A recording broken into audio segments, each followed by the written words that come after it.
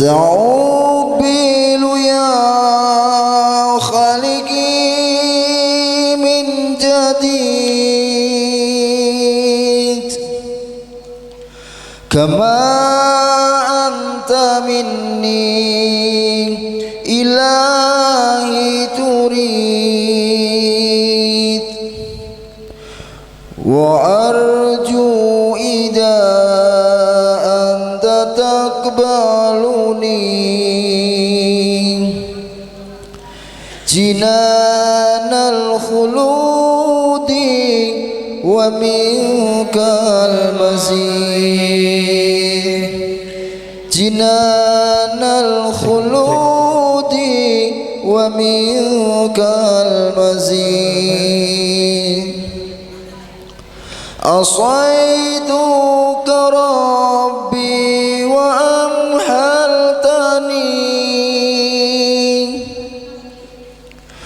وتسترني رغم أني أنيت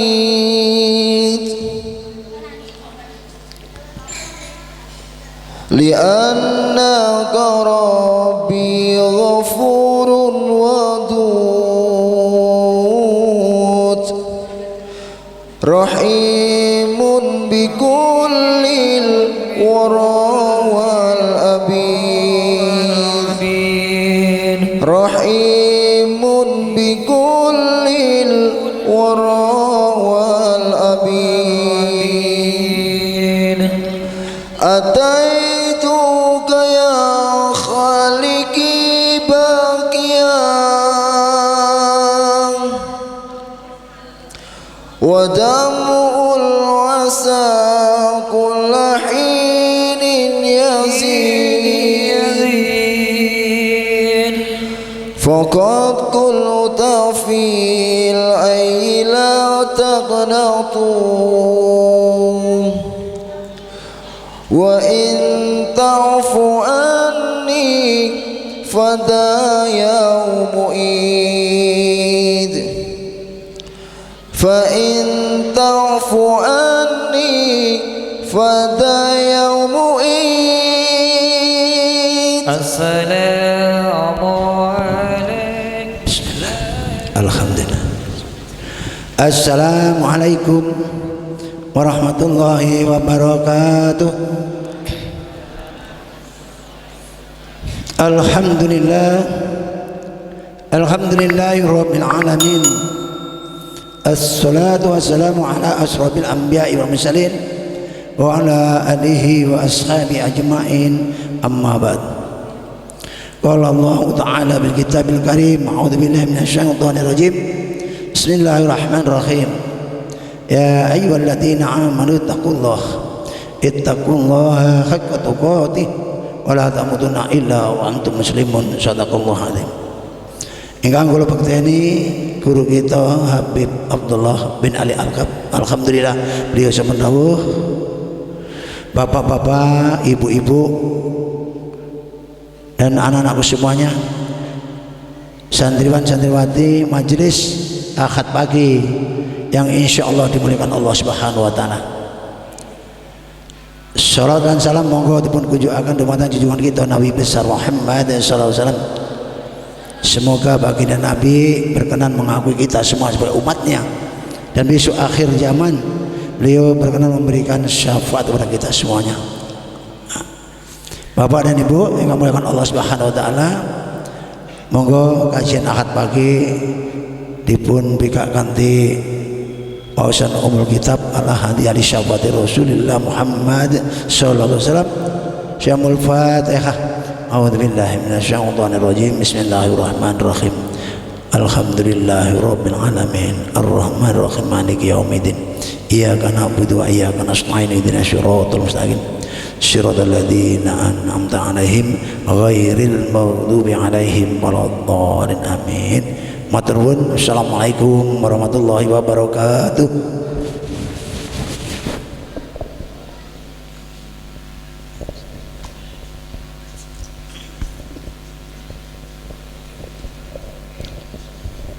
Bismillahirrahmanirrahim. Assalamualaikum warahmatullahi wabarakatuh.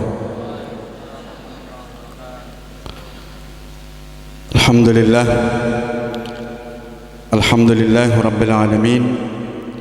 Wa bihi nasta'inu ala umuri dunya waddin. Allahumma salli wa sallim ala sayyidina Muhammadin wa ala alihi wa sahbihi ajma'in. Subhanaka la ilma lana illa ma 'allamtana innaka antal alimul hakim. Rabbi shrah li sadri wa yassir li amri wa hlul 'uqdatam min lisani yafqahu qawli. Amin. Amma ba'du. Hadirin wal hadirat, jamaah majlis Ahad pagi yang saya hormati semuanya dan yang semoga selalu dirahmati oleh Allah Ta'ala. Alhamdulillah, pagi hari ini Allah Subhanahu wa Ta'ala telah memberikan kepada kita karunia pertolongannya sehingga dimudahkan kita untuk bisa hadir ke tempat ini. Mudah-mudahan Allah Ta'ala berikan kepada kita pahala yang sebesar-besarnya. Mestinya kan kita di rumah ibadah, nggih. Betul. Naumus shaimi ibadah. Kanjeng Nabi mengatakan tidurnya orang yang puasa itu ibadah. Mestinya kita kan di rumah mau ibadah, ini ceritanya. Saya juga tadi sudah ngantuk popwol ngantuknya. Maksudnya mau ngibadah tadi. Tapi alhamdulillah kok dikuatkan bisa datang ke tempat ini. Mudah-mudahan diganti dengan pahala yang sebaik-baiknya, sebesar-besarnya dari Allah Ta'ala. Alhamdulillah. Hadirin rahimakumullah, kita ini diminta oleh Allah Ta'ala itu untuk menegakkan sebab, iqamatus sabab. Kita ini sebagai manusia hidup di atas dunia itu dituntut oleh Allah Ta'ala untuk menegakkan apa? Yang namanya sebab. Maksudnya menegakkan sebab apa? Karena di dunia ini adalah negeri sebab. Menegakkan sebab itu melaksanakan perkara-perkara yang bisa mendatangkan satu kebaikan, akibat yang baik untuk kita. Itu iqamatus sabab. Kita ini kalau ingin dapat akibat, maka kita harus mengerjakan sebabnya dulu. Karena negeri ini negeri sebab akibat. Di dunia ini kehidupannya kita bisa mendapatkan akibat bila kita menjalani sebab. Nah, sebab itu ada sebab-sebab urusan duniawi, ada sebab-sebab urusan agama dini atau ukhrawi. Nah, kita harus melaksanakan itu semua. Karena Allah Ta'ala sudah menentukan buat kita hidup di atas dunia harus menegakkan sebab-sebab.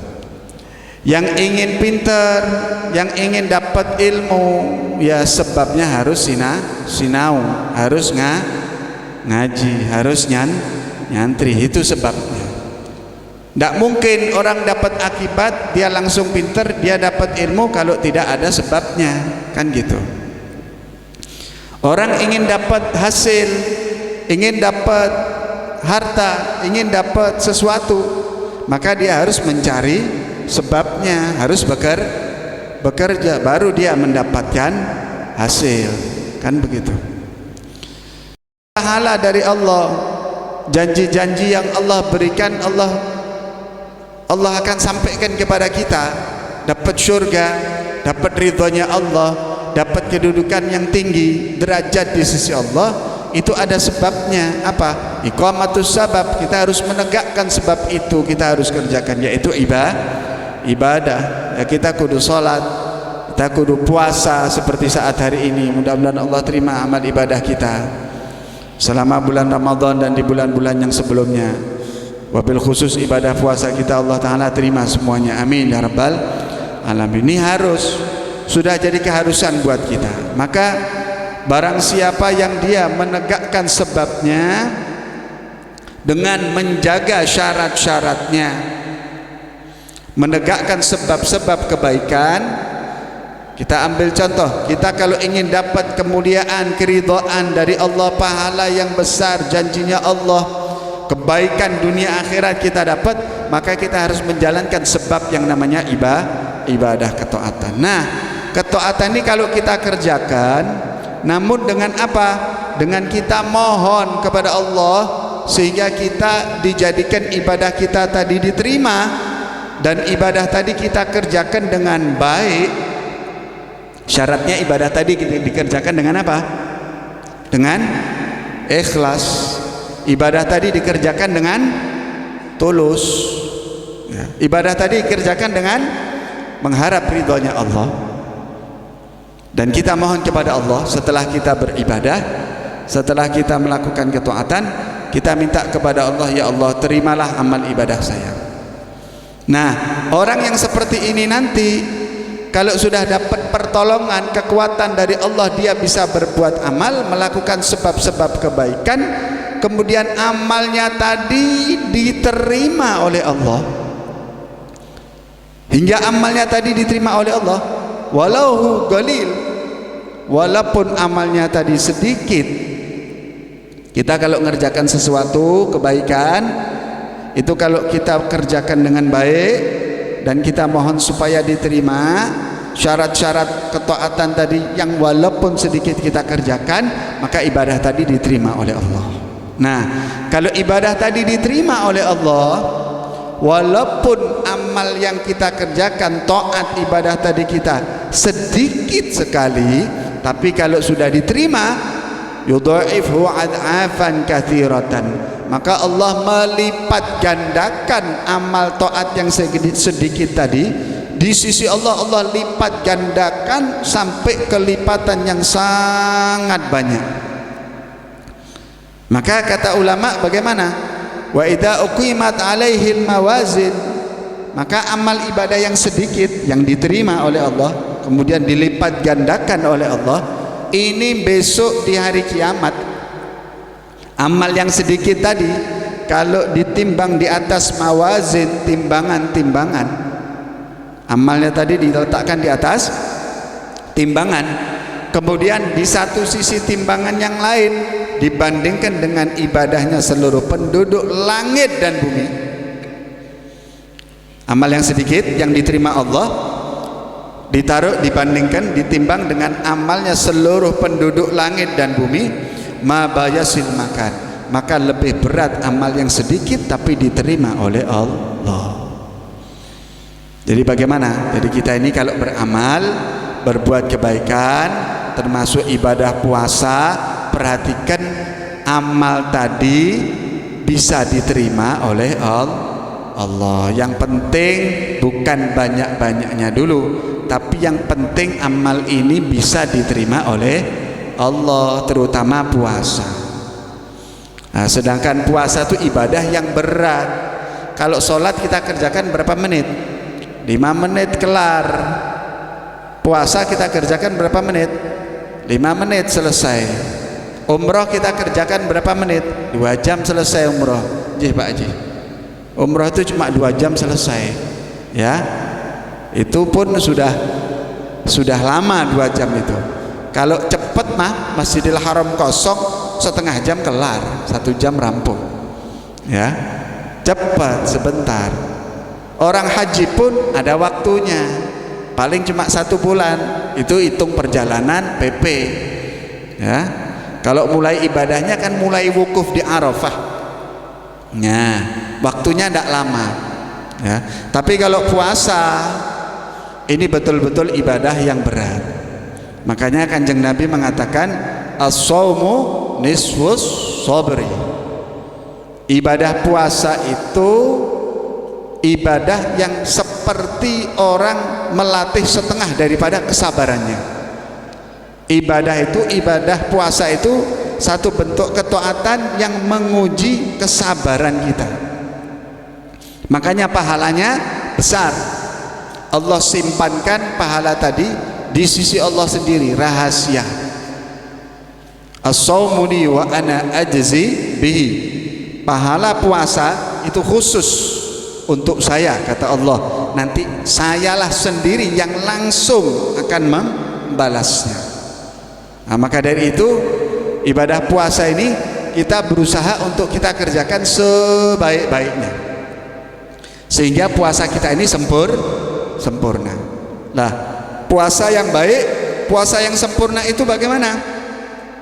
Puasa yang baik, puasa yang sempurna adalah bentuk ibadah puasa yang kita kerjakan dari segi zahir dan batinnya. Puasa yang baik itu adalah apa? Adalah ibadah yang dikerjakan dari dua sisi, suratan wa ruhan. Jadi di dalam ibadah itu sendiri secara umum ibadah itu terbagi menjadi dua.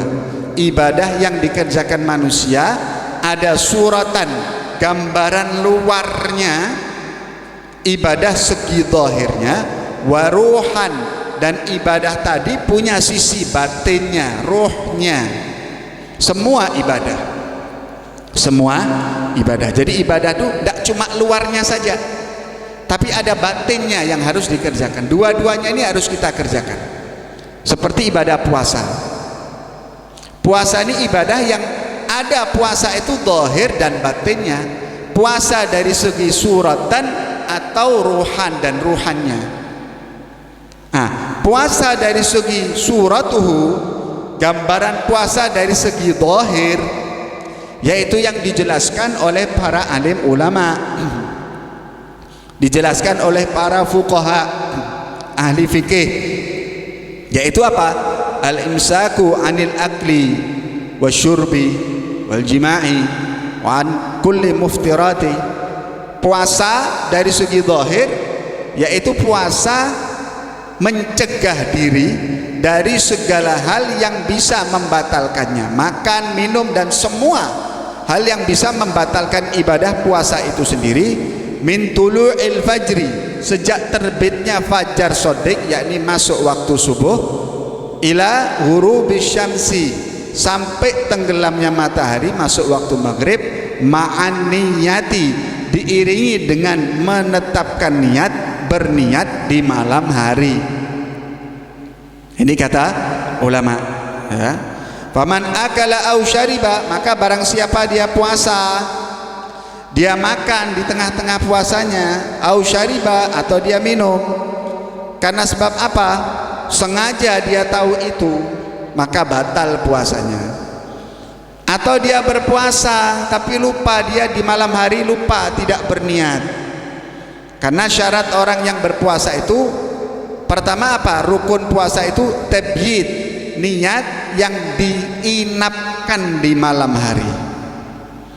Jadi kalau kita puasa, niatnya itu mulai malam hari, sejak tenggelamnya matahari masuk waktu maghrib sudah boleh niat sampai waktu fajar, sampai masuk waktu subuh, itu batas terakhir.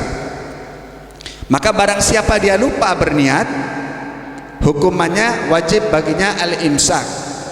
Ia juga tetap tidak boleh makan dan minum sampai tenggelamnya matahari. Dan bulan depan puasanya harus diqadha. Karena apa? Karena dia lupa menetapkan niat di malam hari ketika dia berpuasa. Nah, ini puasa dari segi apa? Dari segi surah, gambaran zahirnya. Dan barang siapa waman akala au syariba fi naharihi wa huwa abidun alimun mukhtarun batala shaumuh. Siapa-siapa saja yang dia di siang hari saat berpuasa dia makan, minum, dan melakukan hal yang membatalkannya di siang harinya, amidun, sengaja, alimun, tahu, mukhtarun, dia kerjakan sendiri tanpa dipaksa orang lain, ya, maka orang ini bagaimana? Batala shaumuh, batal puasa. Wa in kana nasiyan, maka kalau dia itu tengah-tengah puasanya dia makan atau dia minum atau melakukan hal yang membatalkan karena sifatnya nasiyan, lupa, au jahilan, atau baru masuk Islam, jadi dia belum tahu kewajiban orang yang berpuasa, syarat dan rukunnya, au mukrihan, atau orang tadi dipaksa, ya, ditangkap sama orang mau disembelih, ayo minum ndak, batal no, mokel no, kalau ndak tak sembelih kamu. Bagaimana? Minum tidak apa-apa, tapi jangan 1 galon. Ya. Nah, orang yang dipaksa minum ini bagaimana? Lupa atau karena sebab dia baru belajar agama jadi belum tahu bagaimana syarat rukun puasa, atau dia makan minumnya karena dipaksa, lam yabtul shaumuh, puasanya tidak batal. Ini hada hiya suratus shaum. Ini zahirnya puasa. Maka puasa yang seperti ini manusia bisa mengerjakan, orang dewasa mukallaf bisa mengerjakan, orang yang balik berakal bisa mengerjakan, orang anak kecil yang belum balik juga banyak yang puasanya tutup 30 hari, orang gila pun banyak yang tidak makan juga kuat. Jenapa je? Orang gila tuh kuat loh tidak makan. Kok tidak makan? Udah tidak kepanasan kok. Kaki tidak pakai sandal kuat kok. Tidak masuk angin. Kita di rumah pakai baju masih masuk angin. Orang gila itu telanjang tidak pernah ngeluh masuk angin. Kuat orang gila sama kita. Nah, ini dari segi zahirnya semua orang bisa ngerjakan. Bahkan binatang pun banyak yang bisa puasa. Ada ikan itu yang mereka ini kalau musim kering sungainya itu surut 3 bulan 1 musim tidak makan tidak minum kuat. Binatang saja bisa seperti itu. Kepompong ulat itu untuk jadi kupu-kupu 1 minggu dia itu puasa, tidak makan tidak minum kuat. Nah, kalau puasa dari segi zahir ini semua siapapun bisa mengerjakan, semua bisa semua bisa melakukan hal ini segi zahirnya saja. Nah, asal menurut ulama fikih itu syarat rukunnya terpenuhi, sah. Sah itu bagaimana? Sah pekerjaan tadi dan tidak perlu mengulangi lagi. Dapat pahala enggak? Sebentar. Diterima enggak oleh Allah? Lihat dulu. Karena apa? Karena ibadah itu ada 2 sisi. Sisi yang zahir yang tadi, ada sisi yang batin. Nah, ibadah itu 2 sisi ini harus kita kerjakan. Yang zahir ya dikerjakan, yang batin juga dijalani. Nah, sekarang yang batin bagaimana? Maka rohaniyahnya ibadah, khususnya rohaniyahnya puasa, yaitu yang menyebabkan ibadah puasa itu menjadi sempurna. Dan kalau sempurna, sah secara zahir dan diterima dari segi batin. Kita diterima sah menurut ilmu fikih, syariatnya sah, dan pahala kita dapatkan nantinya insya Allah. Lah, bagaimana segi rohaniyahnya puasa? Yaitu puasa tadi dilakukan dengan menjalani adab-adabnya. Orang itu puasa, rohaniyahnya puasa itu apa tadi? Zahirnya puasa sudah kita jelaskan. Rohaniyahnya puasa bagaimana? Sama juga al-imsak, sama-sama mencegah diri. Tapi bukan hanya dari makan dan minum, itu zahirnya puasa. Adapun batinnya, rohnya puasa, wal imsaku anil athami wal muharramat. Puasa itu zahirnya itu mencegah makan minum, batinnya menjalani adab-adabnya orang yang puasa. Apa adabnya orang berpuasa? Yaitu al-imsak anil athami wal muharramat, yaitu orang yang berpuasa tadi mencegah dirinya dari melakukan perkara-perkara yang diharamkan dan dosa. Wal qiyam bil faraidhi wal wajibat, dan dia melakukan kewajiban-kewajiban yang Allah fardukan kepadanya saat puasa. Walladhi yasumu min anil akli wa syurbi wal jima'i, siapa-siapa saja yang dia berpuasa tidak makan minum dan melakukan hal yang membatalkan puasanya, tapi wala yasumu anil mukhalafat, tapi dia tidak mencegah diri dari pelanggaran-pelanggaran atau hal yang dilarang, fa was-shaim alladhi lahu fi siyamin siyami illa al-ana wa ta'ab, maka orang ini adalah orang yang puasanya cuma mendapatkan capek dan lelah saja. Maka kata ulama, fa idza sumta fa ahsin. Makanya kalian kalau puasa yang baik puasanya. Begitu pula semua amal ibadah. Lah bagaimana itu adabnya orang berpuasa? Adabnya orang yang berpuasa sehingga kita nanti dapat janji Allah yang besar ya. Dapat Lailatul Qadar, dapat kebaikan semuanya. Pertama apa? Menghindari mukhalafat. Mencegah diri dari perbuatan yang melanggar aturan syariat. Seperti apa? Ulama menerangkan, dan ini bagian yang paling penting. Mungkin pembahasan kali ini cuma satu adab saja ya. Satu adab saja. Apa itu yang pertama? Famin ahammiha. Ini adab paling penting. Ada paling penting bagi orang yang berpuasa. Setelah kita menjalani dari segi hukum syariatnya. Yang pertama apa? Ayyahfadha lisanahu anil kadhibi wa anil ghibati wa anil khawdi fima la ya'nihi. Orang berpuasa itu adabnya, semoga Allah berikan taufik kepada kita semuanya, hendaklah ketika kita puasa kita menjaga lisan kita dari berdusta saat puasa, wal ghibah, dan ngerasani saat puasa, wa anil khawdi, dan daripada berbicara yang terlalu larut kepada pembicaraan la ya'ni, yang tidak ada manfaatnya. Kalau puasa itu lebih baik diem, tidak usah ngomong yang kesana kesini tidak jelas. Wasukutuhu tasbih, diamnya orang yang puasa itu malaikat nulis pahalanya seperti kita pahala orang yang bertasbih, mengucapkan subhanallah wa bihamdih subhanallahil azim. Sedangkan kalimat tasbih ini mal'an ya, mizan, yamla'ul mizan, memenuhi timbangan mizan. Kalau tidak bisa bicara yang manfaat, diam. Hindari dusta atau ghibah. Sedangkan dusta atau ghibah ini hobinya kita. Satu hari kita tidak bohong, pusing kepala kita. Satu hari tidak ghibah, bu, asam urat kambuh ya. Ghibah ini masya Allah, ulama mengatakan ma azhala maksiatil ghibah alal lisan. Alangkah gampangnya maksiat ghibah ini kalau di lisan kita, wenteng, mudah. Coba bu, tadi ibu dari subuh pas begitu imsak sampai sekarang ghibah enggak?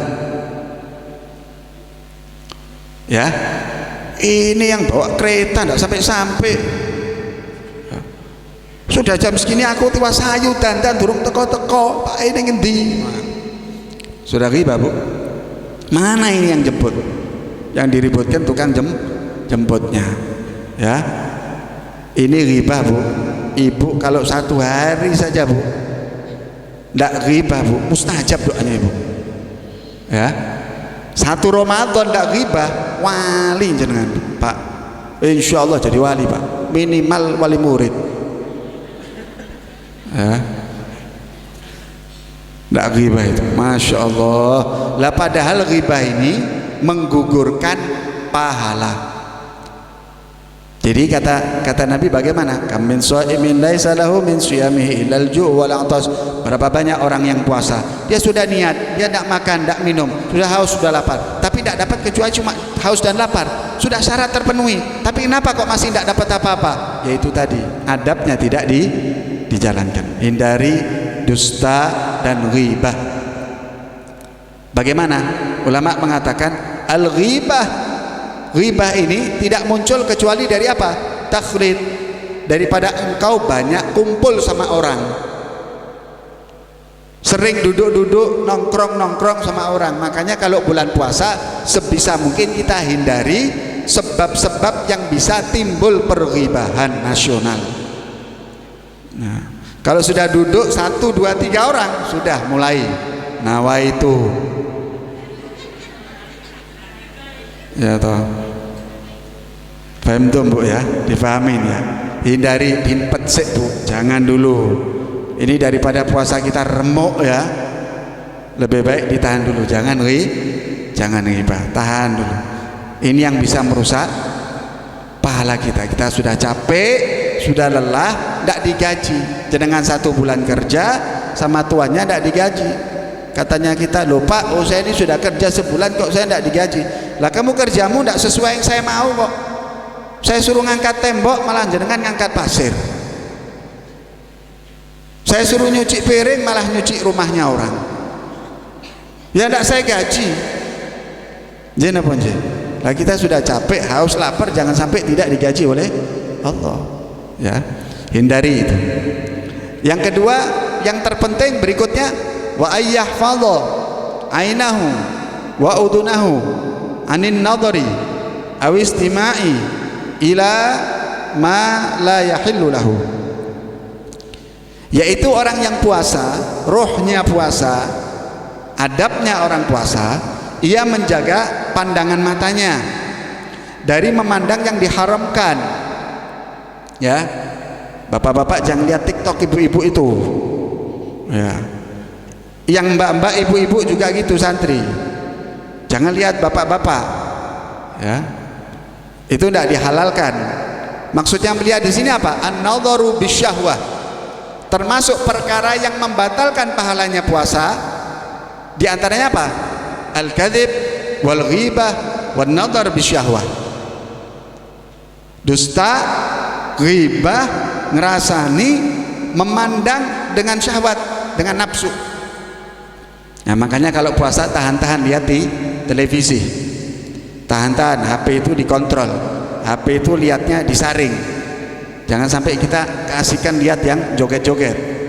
Gugur Pak puasanya kita. Apalagi ngabuburit. Puasa kurang setengah jam berbuka, jam 5 ngabuburit. Mau kemana? Cuci mata Ustaz. Nah, mau lihat yang bening-bening. Itu kalian itu bening. Ya. Gugur puasanya, habis pahalanya. Sia-sia dijaga. Wal udun, telinga dijaga dari apa? Anil istima'i, sama mendengarkan ila ma la yahillu lahu, mendengarkan hal yang dihalalkan. Mendengarkan apa? Mendengarkan orang ghibah, sama. Loh Ustaz, saya cuma dengarkan, yang dosakan yang bicara. Kata ulama, al mustami' itu syarikun fil ithmi. Orang yang nyimak, dengarkan, dosanya sama dengan orang yang ngucap ghibah itu sendiri. Ya kan? Apalagi telinga kita ini panjangnya radius 2 km. Orang ghibah di pojok itu dengar, wah ternyata ini berita hot. Subhanallah, ini radarnya tajam ini, 4G ini ya. Telinga kita ini ngapai tentang orang itu cepat dengar ya. Aib-aibnya orang itu cepat sekali dengar. Nah ini kita tahan telinga kita. Jangan kita gampang-gampang dengarkan hal yang tidak dihalalkan. Ya, ini dijaga. Kemudian bagaimana? Termasuk di antara adabnya orang yang berpuasa, wa ayyahfadha batnahu an tanawulil harami wa syubhati khususan indal iftar. Orang yang berpuasa itu adab yang paling penting, ia menjaga perutnya agar supaya tidak dimasukkan ke dalam perutnya hal yang haram, makanan yang haram, bahkan yang tidak jelas sekalipun, alias syubhat. Syubhat ini harus dijauhi. Kenapa? Karena ini penting buat nilai ibadah puasa itu sendiri khususnya, dan semua ibadah kita nantinya, khususan indal iftar, terutama saat kita berbuka. Terutama saat kita berbuka. Saat kita berbuka, yajtahidu jiddan alla yuftira illa alal halal. Usahakan sekuat mungkin kita tidak berbuka kecuali dari makanan yang halal. Jangan sampai nyentuh haram, syubhat pun jangan. Makan yang halal. Kenapa? Karena halal ini jaminan diterimanya semua ibadah kita. Ya, semua ibadah kita diterima. Dalam sebuah riwayat disebutkan bagaimana barang siapa ya yang ia itu makan makanan yang haram, maka sholatnya tidak akan diterima oleh Allah. Barang siapa yang makan makanan haram, puasanya tidak diterima oleh Allah. Barang siapa yang makanannya haram, doanya tidak diterima oleh Allah. Bahkan bila seseorang itu membeli satu pakaian yang harganya 10 dirham, tapi 1 dirhamnya ada uang haram, dipakai pakaiannya tadi, dipakai untuk ibadah sholat, maka Allah tidak menerima sholatnya selama pakaian tadi menempel pada badan dan tubuhnya. Kenapa? Karena ada uang haramnya bercampur. Kalau yang cuma nempel badan itu menyebabkan sholat kita tidak diterima oleh Allah, bagaimana dengan yang masuk ke dalam badan kita, jadi darah kita, jadi daging kita, jadi tubuh kita, bagaimana ibadah kita akan diterima? Maka hindari bapak-bapak, ibu-ibu, mengenai hal ini sangat penting secara umum semua ibadah, apalagi kok puasa. Sehingga para ulama dulu itu mereka mengatakan bagaimana? Mereka mengatakan undur idza sumta fandur idza sumta ala ayyi syai'in tuftir. Kalian ini kalau puasa perhatikan, kalian ini berbuka dengan apa? Jangan sampai berbuka dengan yang haram. Wa indaman tuftir, di tempat siapa kau berbuka? Jangan-jangan orang tadi rezekinya haram. Hati-hati. Ini satu isyarat dari ulama supaya kita ngati-ngati. Jangan sampai nyentuh yang haram. Ya, karena haram ini kotor. Sedangkan Allah bersih. Innallaha thayyibun la yaqbalu illa thayyiban. Illa thayyiban. Allah Ta'ala itu bersih, tidak menerima amal hamba kecuali yang bersih.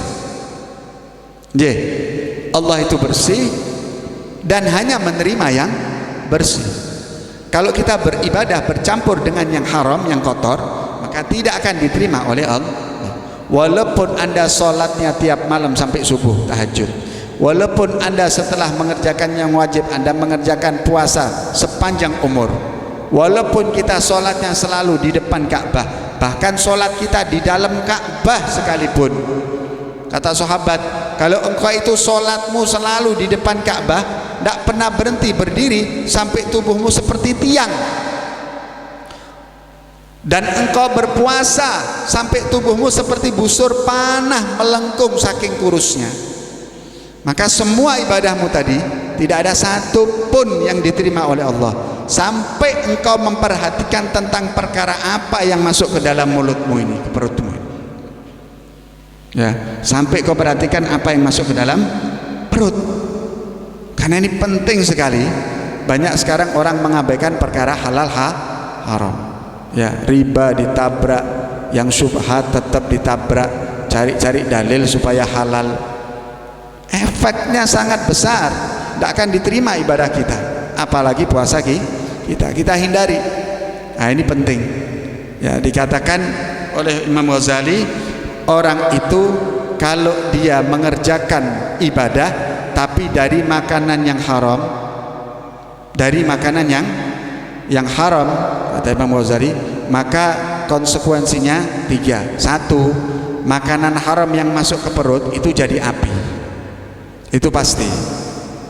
Disebutkan dalam sebuah hadis, kullu lahmin nabata min haramin fannaru aula bihi.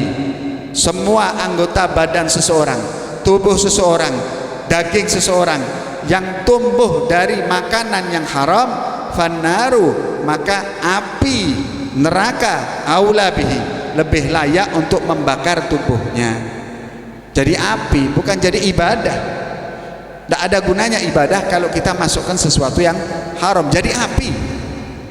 Ya, kelihatannya enak, kelihatannya banyak, tapi sebentar jadi api. Tubuh kita layak untuk dibakar. Na'udzubillahi min dzalik. Itu yang pertama. Yang kedua, bahwa orang yang makan makanan haram dan syubhat matrudun, terusir dari kehadirat Allah, tidak diterima masuk ke pintunya Allah,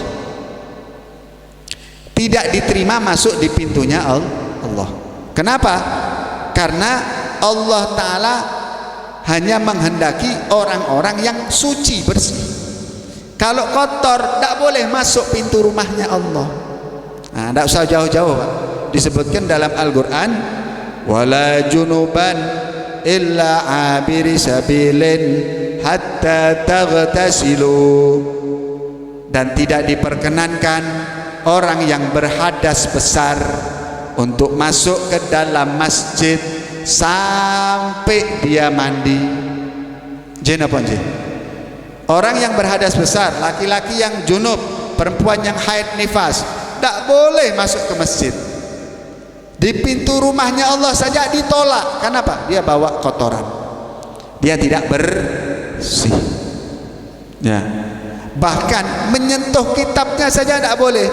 La yamassuhu illal mutahharun, tidak boleh nyentuh itu Al-Quran kecuali orang-orang yang bersih,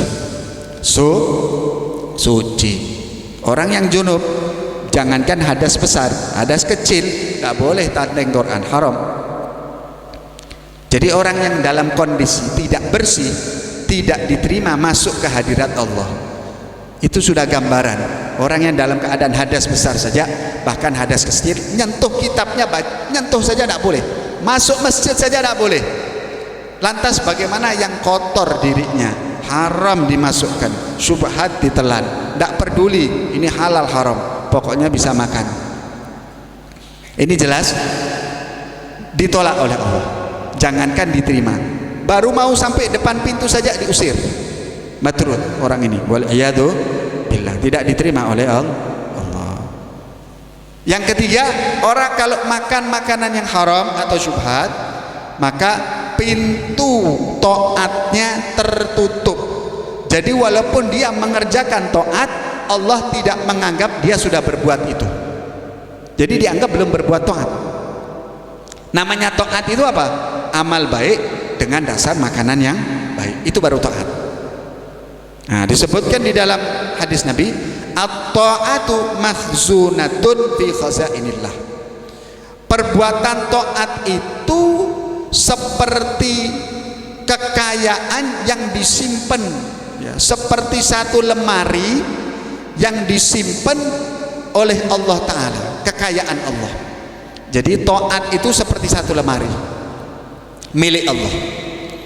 Maka lemari ini kita akan dapatkan isinya, ada kekayaan karunia dari Allah bila lemari ini dibuka dengan apa? Kalau lemari terkunci itu dibukanya pakai apa? Kunci, ya. Maka dikatakan oleh Nabi, wa miftahuha ad-du'a. Kuncinya taat itu adalah kita banyak-banyak berdoa. Kuncinya amal taat itu berdoa. Tetapi wa asnanuhu al-halal. Gigi kuncinya, ya, apa gigi kuncinya itu? Gigi kuncinya itu makanan yang halal. Anda punya kunci, sudah doa, tapi gigi kuncinya tidak masuk. Kenapa? Beda. Kira-kira pintu lemari tadi bisa terbuka enggak? Tidak terbuka. Jadi bagaimana? Orang tidak dikatakan berbuat taat kalau belum menjaga makanannya, halal haramnya, tidak dikatakan taat. Jadi walaupun dia tiap hari umroh, tiap tahun haji, sedekahnya berjuta-juta, kebaikannya banyak, besok di hari kiamat di hadapan Allah, mana amalmu? Loh, saya sudah beramal. Tidak ada. Kau tidak berbuat amal, tidak ada taatmu, karena kau makan yang haram. Jadi tidak terhitung, kosong, tidak ada isinya. Kenapa? Kuncinya tidak bisa, tidak buka kuncinya. Yaitu kunci tadi adalah apa? Doa dan makanan yang halal. Jadi makanan halal ini penting, dan ini sering sekali, dan mungkin saya tidak sekali bicara ini di sini. Mungkin dulu-dulu saya sering ulang-ulang masalah ini karena saking pentingnya perkara ini. Dan yang halal itu yang menyebabkan anak kita jadi anak soleh, anak kita jadi anak solehah, diri kita jadi orang soleh, istri kita jadi wanita solehah. Kenapa? Karena halal itu membuahkan hal yang baik. Dimasukkan baik, pasti buahnya baik. Nggak mungkin enggak, ya kan? Tapi kalau yang dimasukkan kotor, hasilnya kotor. Nggak mungkin orang makan yang halal kemudian anaknya jelek, itu nggak mungkin. Dan nggak mungkin orang yang makan yang haram anaknya jadi anak soleh, itu muspro, nggak mungkin. Satu perkara yang kebalikan. Jadi halal ini penting. Minta kepada Allah agar supaya Allah Subhanahu wa taala berikan kepada kita rezeki yang halal. Wal halal la ya'ti illa qut. Kata Nabi, halal itu datangnya bukan yang mak geledek. Halal itu datangnya sedikit, ya, pelan-pelan, bukan yang ngagetkan. Itu kata Kanjeng Nabi. Makanya ibu-ibu doa bu suaminya supaya diberi yang halal. Jangan paksakan suaminya untuk maksakan apa yang di luar batas kemampuannya. Pak, jenengan ini kok tidak maju-maju. Itu loh Pak, kayak si fulan dapatnya 5M. 5M korupsi kok. Dapat 5M nipu orang.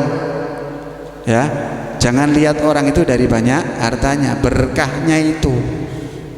Sedikit itu kalau berkah mengalahkan yang banyak yang tidak ada berkahnya. Ya, sedikit itu jadi baiknya. Ibu dapat rezeki 10.000, dimakan oleh anaknya, dimakan oleh ibu, dimakan oleh suaminya. Itu nanti suaminya, anaknya, istrinya sehat, rajin taat patuh ibadat, dimudahkan untuk berbuat kebaikan, dijauhkan dari orang-orang yang jelek, dijauhkan dari balak dan musibah. Tapi kalau Anda makan yang haram, pengen banyak tapi tidak jelas, hati-hati. Duitnya banyak tapi kena balak, kena musibah, anaknya rusak, pergaulannya hancur, rumah tangganya berantakan. Mau bu? Duitnya banyak tapi remuk hidupnya, tidak mau kan? Nah, kita kepengen apa? Yang berkah. Jadi kalau sama anak itu didiknya, bilangi kepada putra-putranya, wis le golek sing halal, itu yang lebih berkah, lebih selamat buat engkau, buat anak-anak dan istrimu. Jangan paksakan anaknya, cari yang itu, yang banyak. Nanti masa depanmu, ini zaman sekarang susah. Kalau kamu tidak getol, nanti siapa yang ngasih makan kamu? Loh. Ini penanaman yang keliru, salah. Akhirnya anak kita apa? Nekat cari yang haram. Suami kita nekat cari yang syubhat. Nah, ini banyaknya hancurnya penduduk akhir zaman. Itu gara-gara ini tadi, ya. Besok kata Nabi, fitnah yang akan menimpa seseorang di akhir zaman itu muncul dari istrinya. Ya, paling banyak muncul dari istrinya. Kenapa? Terkadang mereka itu tidak pernah merasa cukup dari yang didapatkan pemberian dari suaminya, sehingga maksa suaminya untuk mencari yang di luar kemampuannya. Akhirnya suaminya berani melanggar perintah Allah, berani melanggar syariat Allah. Akhirnya apa? Terjadilah yang terjadi. Jadi dasar hidup itu yang qanaah, yang nerimo, yang ikhlas. Ya, nanti rumah tangganya baik terus, anak cucunya keturunannya baik, jadi orang soleh, diberkahi oleh Allah Ta'ala.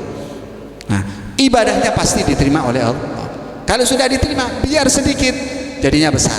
Bahkan amal penduduk langit dan bumi tidak bisa mengalahkan amalnya orang tadi, sebagaimana yang dikatakan oleh ulama. Nah, ini hadirin ikhwan rahimakumullah, di antara perkara yang pokok inti satu, adab orang yang berpuasa. Satu itu.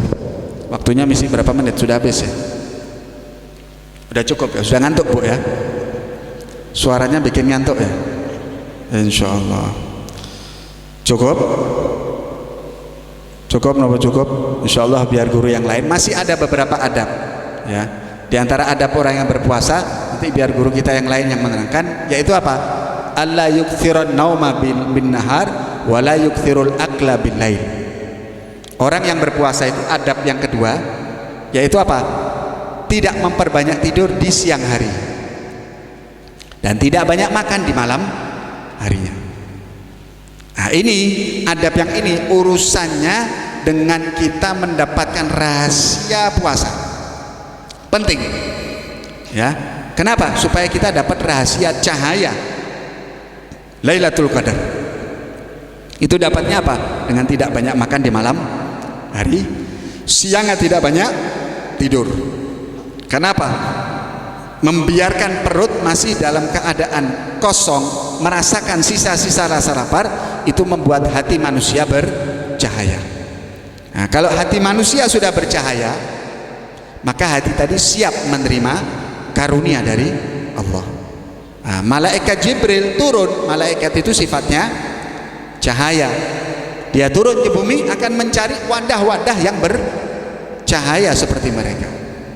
Nah, kalau kita ini puasa, nuruti apa yang mau kita makan, semuanya kita masukkan, semuanya kita telan, walaupun itu halal, maka menutup batiniah kita. Kalau menutup batiniah kita, sulit kita akan mencapai derajat yang lebih tinggi. Maka nilai puasa kita tidak ubahnya seperti yang tahun-tahun kemarin, stuck, berhenti di situ aja, tidak ada peningkatan. Ya, tidak ada hijab, tidak ada rahasia, tidak ada ma'rifat yang bertambah di hati kita. Kenapa? Karena perut selalu kenyang. Bagaimana tombok hati itu diceritakan bagaimana? Weteng ira kudu luwe. Jadi puasa tapi malamnya juga masih ada sisa rasa laparnya. Ini pembahasannya sebetulnya sedikit agak panjang, tapi insya Allah ini satu gambaran buat kita cukupkan yang pokok, yang inti daripada kewajiban kita sebagai seorang muslim saat kita melakukan ibadah puasa. Ya ini, di samping kita menjaga bagaimana puasa dari segi zahir itu kita jalankan, maka adab puasa ini juga kita jaga. Mudah-mudahan Allah Ta'ala berikan taufik kepada kita, ya. Mudah-mudahan Allah Ta'ala berikan pertolongan kepada kita, sebagaimana Allah Ta'ala berikan kepada orang-orang yang ahli syuhud di bulan Ramadan. Allah bukakan rahasia kepada para walinya. Semoga kita diikutkan bersama mereka, semoga kita ikut bersama mereka. Para walinya Allah Ta'ala ini orang-orang yang hadir kehadirat Allah di bulan puasa. Kita orang yang lalai, kita orang yang tidak hadir, kita sibuk dengan urusan yang umumnya. Tapi karena kita berusaha cinta kepada orang-orang yang soleh dan kita berdoa memohon kepada Allah, maka kita berharap semoga Allah menyusulkan, menggabungkan apa yang Allah berikan kepada orang-orang yang sampai Allah berikan kepada kita. Rahasia-rahasia yang Allah berikan kepada mereka, kita diberikan bagiannya. Cahaya yang Allah berikan kepada para walinya Allah di bulan puasa ini, kita dapat bagian cahaya tadi. Kenikmatan, kelezatan yang Allah berikan kepada mereka, Allah Ta'ala bagikan juga kepada kita, insya Allah, berkat kemuliaan bulan Ramadan dan berkat harapan doa kita kepada Allah. Dan semoga Allah Subhanahu Wa Ta'ala memberikan kepada kita kesehatan zahir dan batin, sehingga kita bisa sempurna nantinya menjalankan ibadah puasa kita ini dengan baik. Dipertemukan kita dengan malam Lailatul Qadar dan mendapatkan kita rahasia-rahasia di setiap malam yang ada di bulan Ramadan. Dan semoga Allah Subhanahu Wa Ta'ala jadikan semua amal ibadah kita ini diterima. Begitu pula semoga pahala yang apa kita kerjakan di bulan Ramadan ini Allah berikan, Allah sampaikan, hadiahkan kepada orang tua kita, orang-orang yang kita cintai, min halil kubur, muslimin, muslimat, mukminin, mukminat. Dan semoga Allah Subhanahu Wa Ta'ala berkat bulan Ramadan ini Allah Ta'ala angkat wabah dari negeri kita, Allah Ta'ala angkat balak dari negeri kita, Allah Ta'ala angkat virus corona dari negeri kita, Allah Ta'ala berikan kepada kita ini keberkahan, Allah Ta'ala turunkan kepada kita rahmat, Allah Ta'ala turunkan kepada kita ketenangan, Allah Ta'ala berikan kepada kita ketenteraman, Allah Ta'ala berikan kepada kita jalan-jalan kemudahan, diangkat semua kesulitan, diangkat ujian dan cobaan dari kita, diberikan kepada kita kebaikan dunia sebelum nanti kita mendapatkan kebaikan di akhirat. Amin ya rabbal alamin. Hadirin rahimakumullah, mungkin itu yang bisa kita sampaikan. Dan sebelum ditutup ada permohonan doa kesembuhan satu keluarga, ya, dari Bapak, kita doakan Haji Rahmat, kemudian Hajah Rohana, Mbak Hani dan Mas Taufan. Ini semuanya satu keluarga. Semoga Allah Ta'ala berikan kesehatan kepada mereka, kesehatan yang sempurna. Allahumma shfihim bisyifa'in ajil wal lutfi syamil, syifa'an la yugadir saqaman wala alama, wa ila hadratin Nabi Muhammadin sallallahu alaihi wasallam. Al-Fatihah. Rahmanir-Rahim, Maliki yaumiddin. Iyyaka na'budu wa iyyaka nasta'in. Ihdinas siratal mustaqim, siratal ladzina an'amta 'alaihim ghairil maghdubi 'alaihim waladdallin. Amin. Rabbana taqabbal minna innaka antas samiul 'alim wa tub 'alaina innaka antat tawwabur rahim. برحمتك يا أرحم الراحمين وصلى الله على سيدنا محمد وعلى آله وصحبه وسلم والحمد لله رب العالمين. Alhamdulillah, telah kita ikuti kajian pagi hari ini. Alhamdulillah beliau menyampaikan untuk masalah puasa. Semoga kita sangat berhati-hati untuk ibadah puasa ini agar puasa kita diterima oleh Allah Subhanahu wa taala. Dan perlu diketahui, alhamdulillah akad depan akad pon insyaallah yang hadir Habib Umar bin Husain Asgab insyaallah. Okay? Bagi yang hari ini tidak hadir bisa diinformasikan agar majelis ini semakin ramai, semakin marak, semakin banyak yang hadir. Moga diikuti doa akhir. Moga. Bismillahirrahmanirrahim. La ilaha illallah. La ilaha illallah. Al-mawjud fi kulli zaman. Al-mawjud fi kulli zaman. La ilaha illallah. La ilaha illallah. Al-ma'bud fi kulli makan. Al-ma'bud fi kulli makan. La ilaha illallah. La ilaha illallah. Al-madhkur bi kulli lisan. Al-madhkur bi kulli lisan. La ilaha illallah. La ilaha illallah. Al-ma'ruf bil ihsan. Al-ma'ruf bil ihsan. La ilaha illallah.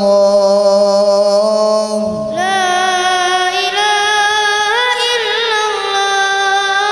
Kulla yawmin huwa fi syan. Kulla yawmin huwa fi san.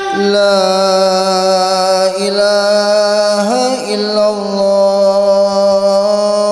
La ilaha illallah. Al-aman al-aman min zawalil iman. Al-aman al-aman min jawalil iman. Wa min fitnati syaitan. Wa min fitnati syaitan. Ya qadimal ihsan. Kam laka alaina min ihsan.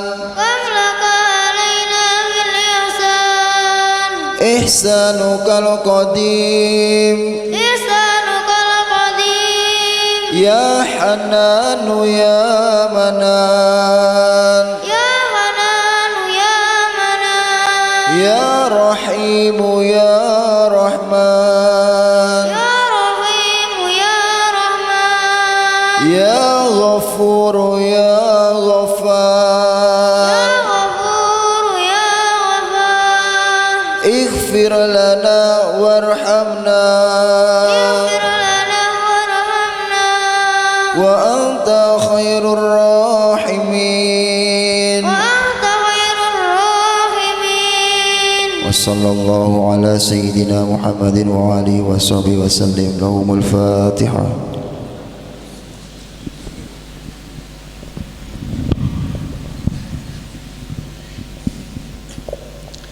Bapak Ibu sekalian, sampun berakhir dalam majelis sangat pagi.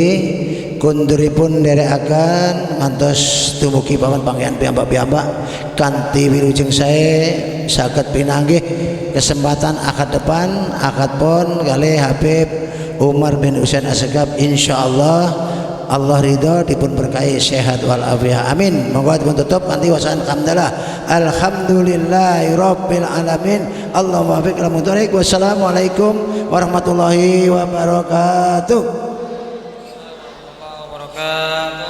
Ya Rabbana ta'arafna bi anana ta'arafna wa anana asrafna ala lada asrafna fatub alaina tauban taghsilu kulla auban wastur lana al-awrati wa aminir rawati waghfir li walidina wa maulidina wal ali wal wali wa zairil khilali wa kulli mahabba au jiratin au sabab wal muslimina ajma amin rabbi sama farna wujudan manna abid sabi minna bil mustafa rasuli nada bi kulli rasuli Salat وسلم ربي على يد الحبي والآل وصحبه هذا كثير صحبي Rabbana ta'arafna بأننا تعرفنا وأننا سرفنا ala lada asrafna tub alaina tauban taghsilu kulla hauban wastur lana al-awrati wa وآمن رواتي waghfir li walidina mauludina والآل والإخوان إخواني وسائر الخلان وكل ذي محبة أو صبا والمسلمين أجمع آمين ربي اسمع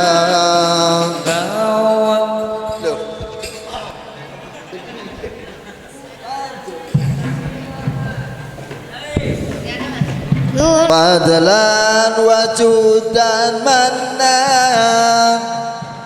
isabi minna bil mustafa rasuli بكل صولي Salla wa sallam rabbi alaihi adal habib وآله وصحبه هذا نفس صبي walhamdulillahi